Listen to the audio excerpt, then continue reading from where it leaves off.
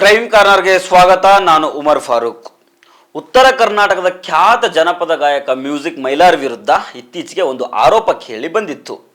ಅಪ್ರಾಪ್ತ ಯುವತಿಯ ಮೇಲೆ ಅತ್ಯಾಚಾರ ಎಸಗಿದ ಆರೋಪ ಅದು. ಈಗ ಈ ಆರೋಪಕ್ಕೆ ಮತ್ತೊಂದು ಟ್ವಿಸ್ಟ್ ಸಿಕ್ಕಿದೆ. ಯಾವ ಸಂತ್ರಸ್ತೆ ಮ್ಯೂಸಿಕ್ ಮೈಲಾರ್ ವಿರುದ್ಧ ಕಂಪ್ಲೇಂಟ್ ಅನ್ನು ಕೊಟ್ಟಿದ್ಲೋ ಆ ಬಾಲಕಿಯ ಒಂದು ವಿಡಿಯೋ ವೈರಲ್ ಆಗ್ತಾ ಇದೆ. ಅದರಲ್ಲಿ ಆ ಸಂತ್ರಸ್ತೆ ಕ್ಷಮೆಯನ್ನ ಕೇಳ್ತಾ ಇದ್ದಾಳೆ.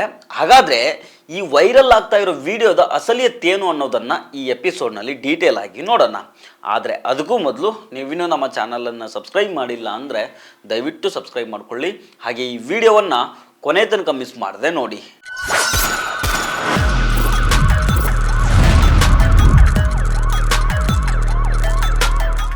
ಮ್ಯೂಸಿಕ್ ಮೈಲಾರಿ ಮೇಲೆ ಅತ್ಯಾಚಾರದ ಆರೋಪ ಎದುರಾಗಿದೆ. ಹೇಳಿ ಕೇಳಿ ಅಪ್ರಾಪ್ತ ಬಾಲಕಿ ಮೇಲೆ ಲೈಂಗಿಕ ದೌರ್ಜನ್ಯ ಎಸಗಿದ ಆರೋಪ ಇದು. ಈ ಕೇಸ್ನಲ್ಲಿ ಮ್ಯೂಸಿಕ್ ಮೈಲಾರಿಯನ್ನು ಈಗಾಗಲೇ ಅರೆಸ್ಟ್ ಮಾಡಲಾಗಿದೆ. ಆದರೆ ಈಗ ಈ ಅತ್ಯಾಚಾರ ಪ್ರಕರಣಕ್ಕೆ ಟ್ವಿಸ್ಟ್ ಒಂದು ಸಿಕ್ಕಿದೆ. ಸಂತ್ರಸ್ತೆಯದ್ದು ಎನ್ನಲಾದ ಒಂದು ವಿಡಿಯೋ ಸೋಷಿಯಲ್ ಮೀಡಿಯಾದಲ್ಲಿ ಹರಿದಾಡ್ತಾ ಇದೆ. ಆ ವಿಡಿಯೋದಲ್ಲಿ ಹೆಸರು ಕೆಡಿಸುವ ಉದ್ದೇಶದಿಂದ ನಾನು ಹಾಗೆಲ್ಲ ಹೇಳಿದ್ದೇನೆ, ನನ್ನದು ತಪ್ಪಾಗಿದೆ, ಕ್ಷಮಿಸಿ ಅಂತ ಅಪ್ರಾಪ್ತ ಬಾಲಕಿ ಹೇಳ್ತಾ ಇರೋದು ವಿಡಿಯೋದಲ್ಲಿ ಇದೆ. ಮ್ಯೂಸಿಕ್ ಮೈಲಾರಿ ಅಣ್ಣ, ಲತಾ, ಶ್ರಾವಣಿ ಮತ್ತು ಡಾನ್ಸರ್ ರುಕ್ಕು ಬಗ್ಗೆ ನಾನು ಏನೇನೋ ಮಾತಾಡ್ಬಿಟ್ಟಿದ್ದೇನೆ. ಅವರ ಹೆಸರು ಕೆಡಿಸಿ ಜೊತೆಗೆ ನಾನು ಹೆಸರು ಮಾಡುವ ಉದ್ದೇಶ ಇತ್ತು, ಅದಕ್ಕೋಸ್ಕರ ಆ ರೀತಿ ಹೇಳಿದ್ದೇನೆ, ನನ್ನಿಂದ ತಪ್ಪಾಗಿದೆ, ಕ್ಷಮಿಸಿ ಅಂತ ಅಪ್ರಾಪ್ತ ಬಾಲಕಿ ಕೈ ಮುಗಿದು ಮಾತಾಡೋ ವಿಡಿಯೋ ವೈರಲ್ ಆಗಿದೆ. ಈಗ ಈ ವಿಡಿಯೋವನ್ನು ಮೈಲಾರಿ ಅಭಿಮಾನಿಗಳು ಸೋಷಿಯಲ್ ಮೀಡಿಯಾದಲ್ಲಿ ವೈರಲ್ ಮಾಡ್ತಾ ಇದ್ದಾರೆ.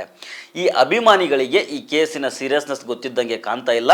ಅದಕ್ಕೆ ಏನು ಸಮಸ್ಯೆ ಇಲ್ಲೂ ಬಿಡು ಅಂತ ವೈರಲ್ ಮಾಡ್ತಾ ಇದ್ದಾರೆ. ಇದರ ಬಗ್ಗೆ ನಾನು ಮುಂದೆ ಮಾತಾಡ್ತೀನಿ ನಿಮ್ಮ ಜೊತೆಗೆ. ಇನ್ನು ಈ ವಿಡಿಯೋ ವೈರಲ್ ಆಗ್ತಾ ಇದ್ದಂಗೆ ಆ ಅಪ್ರಾಪ್ತ ಸಂತ್ರಸ್ತ ಬಾಲಕಿ ವೈರಲ್ ವಿಡಿಯೋ ಬಗ್ಗೆ ಒಂದು ಸ್ಪಷ್ಟನೆಯನ್ನು ಕೊಟ್ಟಿದ್ದಾರೆ. ನಾನು ಕ್ಷಮೆ ಕೇಳಿರೋ ವಿಡಿಯೋ ಇವಾಗಿನದ್ದಲ್ಲ, ಇದು ನನ್ನ ಮೇಲೆ ಅತ್ಯಾಚಾರ ನಡೆದ ಬಳಿಕ 2ನೇ ದಿನ ಮಾಡಿರೋ ವಿಡಿಯೋ. ಬೆಂಕಿ ಲತಾ, ಡಾನ್ಸರ್ ರುಕ್ಕು, ಮಾಂತೇಶ್ ಗೋಕಾಕು ನನಗೆ ಹೊಡೆದು ಆ ವಿಡಿಯೋ ರೆಕಾರ್ಡ್ ಮಾಡಿಸಿದ್ರು. ಆ ಹಳೆ ವಿಡಿಯೋವನ್ನು ಈಗ ಕೆಲವರು ಶೇರ್ ಮಾಡ್ತಾ ಇದ್ದಾರೆ. ಈ ರೀತಿ ಶೇರ್ ಮಾಡೋರ ವಿರುದ್ಧ ಸೈಬರ್ ಕ್ರೈಮ್ ಪೊಲೀಸರಿಗೆ ಕಂಪ್ಲೇಂಟ್ ಕೊಡ್ತೀನಿ, ನಾನೊಬ್ಬ ದಲಿತ ಹುಡುಗಿ, ನನಗೆ ನ್ಯಾಯ ಕೊಡಿಸಿ ಸಪೋರ್ಟ್ ಮಾಡಿ ಅಂತ ಅಪ್ರಾಪ್ತ ಸಂತ್ರಸ್ತೆ ಮನವಿ ಮಾಡ್ಕೊಂಡಿದ್ದಾಳೆ. ಆ ಬಾಲಕಿಯ ಹೇಳಿಕೆಯ ಪ್ರಕಾರ ಹಳೆ ವಿಡಿಯೋವನ್ನು ಈಗ ಶೇರ್ ಮಾಡಿ ಈ ಫೋಕ್ಸೋ ಕೇಸ್ಗೆ ತಳುಕು ಹಾಕಲಾಗ್ತಾ ಇದೆ. ಆದರೆ ಆ ಹಳೆ ವಿಡಿಯೋ ಯಾವ ಕಾರಣಕ್ಕಾಗಿ ರೆಕಾರ್ಡ್ ಮಾಡಿಸಲಾಗಿತ್ತೋ ಅದರಲ್ಲಿ ಆ ಬಾಲಕಿ ಮೈಲಾರಿಗೆ ಅದು ಯಾವ ಕಾರಣಕ್ಕೆ ಕ್ಷಮೆ ಕೇಳಿದ್ಲೋ ಅದಂತೂ ನಮಗೆ ಗೊತ್ತಿಲ್ಲ.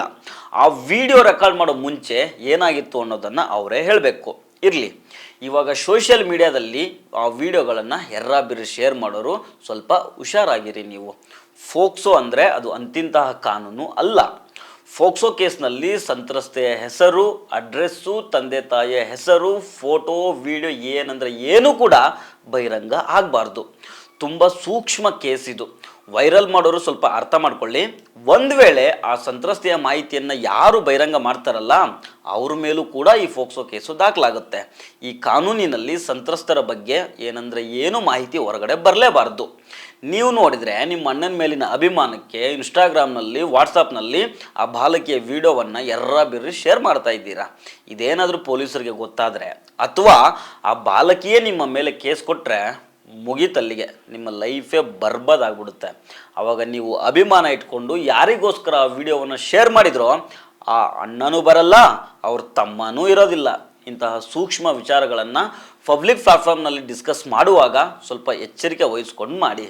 ನಾನು ಈ ಎಪಿಸೋಡ್ನಲ್ಲಿ ಎಲ್ಲೂ ಕೂಡ ಆ ಬಾಲಕಿಯ ವಿಡಿಯೋ ಬಳಸಿಲ್ಲ, ಹೆಸರನ್ನು ಕೂಡ ಹೇಳಿಲ್ಲ. ಇಷ್ಟಾದರೂ ಜಾಗೃತಿ ನಮ್ಮಲ್ಲಿರಬೇಕು. ನಮಸ್ಕಾರ.